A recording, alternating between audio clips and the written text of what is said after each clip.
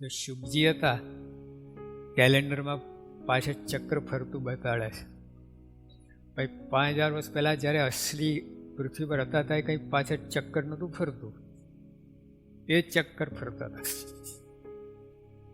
બોલો, એ તો બધું એ મહત્તા બતાવવા માટે ભાઈ એવું કંઈ ચક્કર હતું ને. અને શુભજી આમ બેઠા હતા ધ્યાનસ્થમ, પણ કેલેન્ડરમાં બેઠા છે. પણ જ્યારે પૃથ્વી પર જન્મ લીધો ત્યારે સંડાસ નહીં જતા હોય, નાવા ધોવા નહીં કરતા, તે વખતે કોઈ જુએ તો એમને ભ્રમસ્વરૂપ લાગે, કેલેન્ડરમાં લાગે તમને એ આમ સ્થિર બેઠા. એવું જ છે આ. એટલે ભગવાન સંત પૃથ્વી પર આવે તો મનુષ્ય ચૈત મનુષ્ય એમ ફરે ફરે એનું મન જીદે છે. હા, મન અહીંયા નથી, એનું મન આ લોકમાં કચરો લાગે ને બધું, આ ગંદકી લાગે, વિષ્ઠા લાગે ને. અરે આપણને જ જો તો ઝૂંપડપટ્ટીમાં ગયા હોઈએ ત્યાં તો કેવું આપણું મન ચોટે છે ત્યાં, પણ ત્યાં રહેનારાને મન ચોટેલું છે. એને એક તમે ત્યાંથી કાઢો તો એને ફાવે નહીં, એવું છે. એટલે કહેવાનું છે કે આ મોટા પુરુષને ઓળખવા મુશ્કેલ છે. આપણી ભેગા રહે છે ને, આપણા જેવી બધી ક્રિયા કરે.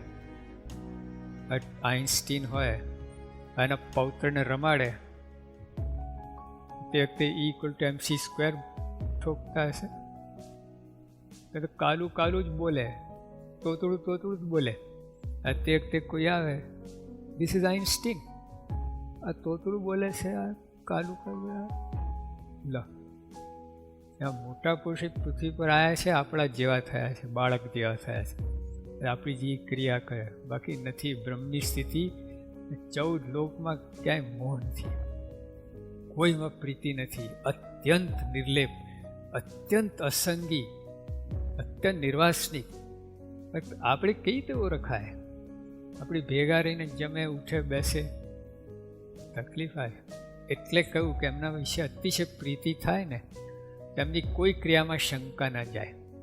કોઈ ક્રિયામાં પછી એ જે વાત કરે આપણને મનાય, પછી એક આપણું કામ આગળ ગાડું ગબડે.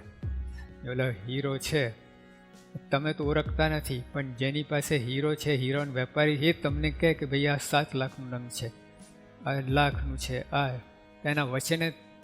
હવે એના વચ્ચેનો વિશ્વાસ ના હોય, તમે ન મનાય, એના વચ્ચે તો લાભ થઈ જાય.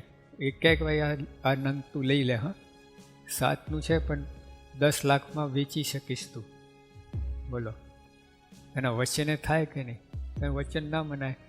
7 લાખનું હોતું હશે? આ તો ઓલો રેતીન કટકો એના જેવું લાગે છે, 2 પૈસા ને લાગતો. જો હેત ના તો ના મનાય.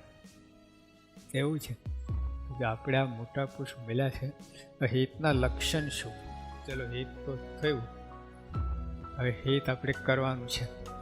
અને આપણે કેટલા વર્ષથી સત્સંગ છે અને હેત છે પણ ખરું મોટા પુરુષની વિશે, અને એમને વિશે આપણે સ્થિર થઈ પણ ગયા છે. બીજે કાંઈ મન જશે જ નહીં. એમના એટલા બધા ભવ્ય ગુણોનો અનુભવ થયો છે આપણને, બીજા કોઈ ગુરુ એને પેલા આવશે જ નહીં, આપણે સેટ જ નહીં થાય. એ વાત તો પણ હજુ જેમ છે એમ ઓળખતા નથી. અતિશય નિષ્કામી, જો અતિશય નિર્લોભી, એ બધી વ્યાખ્યા પ્રમાણે આપણે જો કામ થઈ જાય તો પછી હવે પ્રીતિના લક્ષણ શું? અમારા યોગીઓ ભેગા બધા યુવકો ફરતા હતા બધા. એક નરેન્દ્ર પટેલ કહીને એક યુવક હતો, એ છૂટો પડ્યો તો પોપ બનીને રડ્યો. હા, અને બોર જેવા આંસુ કે ને આપણે, બોર જેવા આંસુ રીસણ અનુભવેલો. એ ખોટી વાત નથી. એક ટપકું પડે ને આટલું પલરી જાય. બોર ખરેખર મોટા આંસુ. અને જે હર્ષના આંસુ હોય ને એ ઠંડા હોય, અને દુઃખના આંસુ હોય ને ગરમ હોય. આવું છે. હવે આ તો છૂટો પડ્યો પછી દેખાતો નથી. લો, ક્યાં ગયું હેત પ્રીત? કાગળ નહીં, પથ્થર નહીં, કાંઈ નહીં. યોગી પણ વખતમાં ગયો. પછી અમે એમાં 5-7 વર્ષ પહેલાં અમેરિકા હતા. અમે જ્યાં ઉતર્યા એને ચોથું જ મકાન હતું એનું, અને સામેથી બોલાય તોય ના આવેલો. એ પોપીને રડવાનું ક્યાં ગયું બધું, પોકળ થઈ ગયું. એટલે એ હેતના લક્ષણ નથી. મેં કારણે 11માં વાત કરી. હેતના લક્ષણ શું? પોતાની પ્રિયતમની મરજી લોપે નહીં. આંસુ પડે કે ના પડે પણ આવું છે. પોતાના ભગવાનની મરજી પ્રમાણે વર્તે, એમ જરાય ફેર નહીં. એને એમની મરજીને બહાર જવું પડે તો આમ અક્રમણ થઈ જાય, આમ થઈ જાય, ફાવે જ નહીં. મહારાજે સારંગપુરના 15 પણ વાત કરી.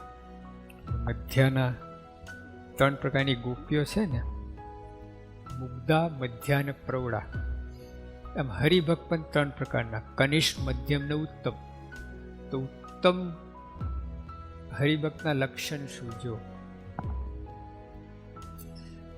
પ્રૌઢા તે તો કેવળ ભગવાનના ગમતા પ્રમાણે જ ચાલે, અને કોઈ રીતે પોતાના સ્વાર્થને તે યુક્તિ કરે નહીં. કેવળ ભગવાનને રાજી કરવાની ઈચ્છે, અને જે રીતે ભગવાન રાજી થાય તે રીતે જ પોતે રાજી રહે, અને પોતાની બરોબર જે બીજી ગોપીઓ હોય તે ઉપર ઈર્ષ્યા, ક્રોધ કરે જ નહીં. અને માન, મત્સર આદિ શરીર વિકારનો ત્યાગ કરીને ભગવાનની સેવામાં સાવધાન રહે. ભગવાન કુરાજી થાય તેવું આચરણ તો મન, કર્મ, વચન કરીને કોઈ કાળે કરે નહીં. જો આ છે પ્રીતિના લક્ષણ. બોલો, એક તો એ જે રીતે રાજી રહે પોતે એ રીતે જ રાજી રહે. આપણે છે ને, આપણે રીતે રાજી રહે એ રીતે એમને રાજી રહેવું પડશે. જોજો, તપાસ કર, ખબર પડશે. તમે જે રીતે રાજી થાઓ ને એ રીતે જ એમને કરવું પડે. એ રીતે જ એ રાજી થાય, કરવું પડે નહીં. એ રીતે રાજીપો દેખાડે. આપણી રીતે રાજી થાય ને એ રીતે એ રાજી છે એવું તો દેખાડવું પડે અમને, રીતે નહીં. આપણે એમની રીતે રાજી થવું, એ જે રીતે રાજી થાય તે આપણે રાજી થવું. પછી ઈર્ષ્યા ના કરવી. પોતાના સરખા જે હરિભક્તો એના ઉપર બહુ અઘરું પડે છે. તો જો પ્રીતિના લક્ષણ આ છે એકદમ. બસ અધર વચન, બીજી વાત નહીં. તમે કહો એમ જ, મારો એકો સાચો નહીં. તમે બાબાના ચાંદે ચાંદ કહે છે બીજી પ્રમુખ સ્વામી, એ રીતે રહે. અને આ લોકોએ કર્યું છે. આ ગુણાતીત પરંપરા એ રીતે જ વર્ત્યા છે. જરાય પોતાનો મત જુદો પડ્યો જ નથી. બધાને એક જ લાઈન ચાલી રહે.